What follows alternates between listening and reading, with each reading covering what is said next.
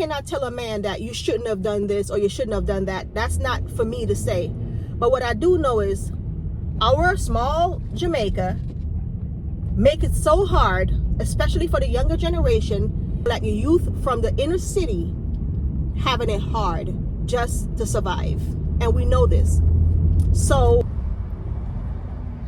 welcome back to my channel, guys. If you guys new here, welcome, and if you've been here before, welcome back.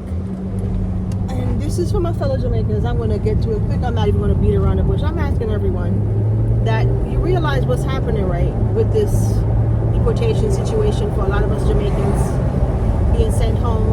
And it's not just that you have to have a hard criminal record to get sent home. You just have to have a conviction or any felony on your record, even if you're a green card holder. It's happening to a lot of people. And it's sad because I'm wondering like what the Jamaican government is doing for its people. Are they preparing for this? They say they are, but Jamaican people have a tendency to say they're doing something and they're not doing a thing. Do they understand the gravity of this thing, how it can get out of hand if these people start coming home by abundance and nowhere to go? And a lot of people won't have anywhere to go because some of these people have been here for 20, 30 or plus years and never been home, have no one there, and if they even do, they can't go back to them. So where are they going to go? And that's my thing, is like people not thinking that this thing, I think I need to check my tires. But anyway, what's bad is that no one is really preparing in Jamaica for this. And it's sad because if it wasn't for the way Jamaica been for the past 30, 40 years, where poor people having it so hard, they wouldn't have to be running away all the time. People say, oh, then I have to leave. Some people had to leave. Some people had to leave. No one really think about it, that if Jamaica was fully like maybe a little bit better as far as pay, work, people going to college for jobs that there's no jobs there for them. When they finish college, they have no jobs because there's nothing there for them. And that's why they're leaving. And it's not just people that in rural areas are leaving permanently. It's everywhere, to be honest, because there's no work. And Jamaica is a small place to begin with. And the truth about it, yes, you can make money, but these younger people, if they don't have nothing to start with, education alone is not going to get them anywhere because there's no jobs. You know, there's nothing there for a lot of them. And then if you do come from the inner city, it's even worse because most of us raised up as poor people, and we are poor. Zinc fence and, you know, water posts and stuff like that. So anyone know I'm talking about, know what I'm talking about, certain areas. And most of those people are the ones that's here suffering or struggling just to get by. People don't want to admit it, but that's the truth. So when they come here, you hear about illegal and run off. Most of the time are those kind of people that runs off because they're really trying to just get something in life for their self and their family. It's not like sometimes, yes, we all do have choices and make decisions that, you know, really and truly, no one knows what's best for anyone. So I cannot tell a man that you shouldn't have done this or you shouldn't have done that. That's not for me to say. But what I do know is our small Jamaica make it so hard, especially for the younger generation, having it hard just to survive. And we know this. So I'm not sure like what they thought was going to happen when the time come, which it was a possibility that it didn't take for this man to come in and say, hey, it could have happened with anyone, to be honest. But now it's happening. My thing is this: what is the Jamaican government doing for us? What is it doing for its people? A lot of the things is going to get even worse because what's going to happen is people are going to start doing some crazy stuff that's going to require a lot of policing. And it's sad, but it's true. They're going to do things that most of them won't understand what's happening until it's done. Now, what I mean by that is this: people are going to get sent home to Jamaica, hard criminals,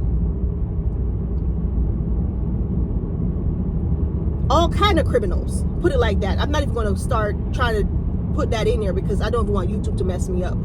Hard criminals is going to get sent home doing some weird stuff that, not saying they're not used to it, but it's going to be horrible.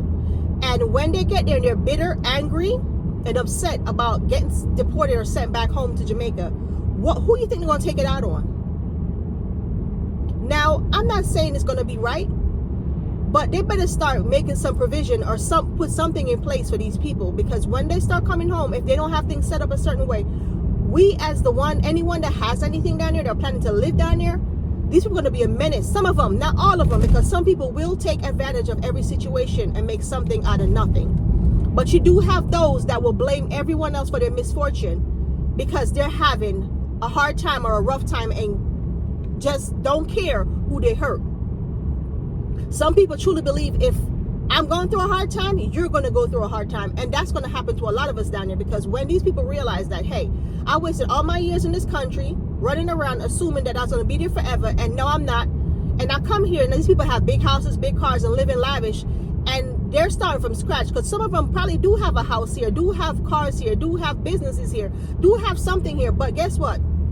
They can't live here in America. So when they get sent back to Jamaica with nothing, really didn't invest anything in it, they're going to be bitter and angry. Now, some people will be lucky, because some people was fortunate or lucky enough to say could do the things to obtain something in Jamaica. But it's going to be hard for the ones that never did. And we all know it's true, even though we want to maybe not admit it. But people, they're going to become misery to our skin. They're going to be like cockroaches in a house filled with food. They're going to be angry, miserable, cross. So, I don't know. I guess I'll get to the rest of this another time, because it's really ticking me off that no one is looking at the fact that our government in Jamaica is not doing anything for the people to begin with. They're one of the main reasons why most of the people ran to America in the first place. And if we look at the facts, because it's a fact, most of the people from the inner city are the ones that do get the visas, run off in America and live and start over from scratch, trying to make something of themselves. The rich ones don't have a problem, because guess what? They already live in their big houses, their big cars, and most of them have their businesses or they work in some form of corporate field where they make decent money, and they're happy. You know, they're happy.